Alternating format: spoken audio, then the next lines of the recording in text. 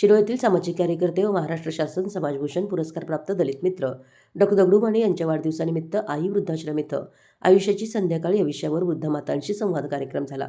यानंतर शिरोळच्या लोकनियुक्त नगराध्यक्षा योगिता कांबळे व उपनगराध्यक्ष पृथ्वीराज सिंह यादव यांच्या हस्ते गरजू विद्यार्थ्यांना शैक्षणिक साहित्य वाटप व कलाकार कुणाल कांबळे निर्मित महामानवांच्या प्रबोधनपर गीतगायन कार्यक्रमाला 5,000 रुपयांचा निधी प्रदान करण्यात आला। शिरोळ येथील यादवनगर येथे शिरोळ तालुका लोककलाकार संघटना व श्री संत रोहिदास सोशल फाउंडेशन यांच्या वतीनं डॉक्टर दगडू माने यांच्या वाढदिवसानिमित्त सामाजिक कार्यक्रमाचं आयोजन करण्यात आलं होतं। एक पात्री नाट्यकलाकार राजेंद्र प्रधान यांनी स्वागत केलं। यावेळी सामाजिक, राजकीय, सहकार व पत्रकारिता क्षेत्रातील मान्यवरांनी वाढदिवसानिमित्त सामाजिक कार्यकर्ते डॉक्टर दगडू माने यांना शुभेच्छा दिल्या।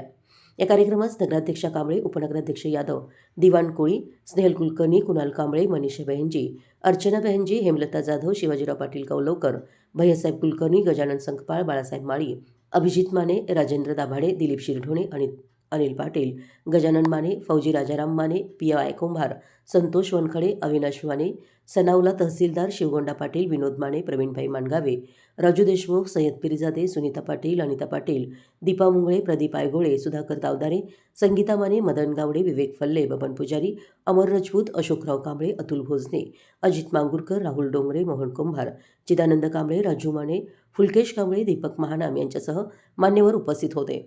सचिन कमलाकर यांनी आभार मानले। मराठी न्यूजसाठी शिरोळहून दिलीप कोळी।